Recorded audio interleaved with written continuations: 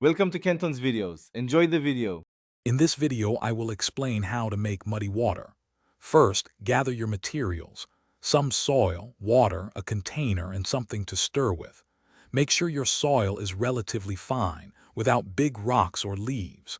Begin by pouring water into your chosen container, then add just a small amount of soil to start.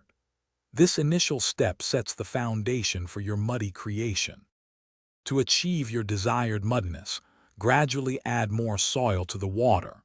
Stir the mixture continuously to ensure all the soil particles are well suspended and evenly distributed. If you're aiming for a thicker, more opaque consistency, simply use less water or incorporate a greater quantity of soil. Keep stirring until it looks just right. For an even more authentic look, consider adding a few extra elements.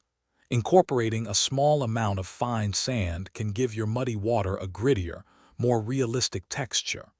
A few drops of brown food coloring can deepen the hue, making it appear richer. You can also mix in tiny pieces of organic matter for a truly natural appearance. Here are some final tips for the best muddy water. Using warm water can help the soil particles disperse more easily, creating a smoother mixture. After mixing, let it sit for a few minutes. This allows some particles to settle slightly, enhancing the muddy appearance.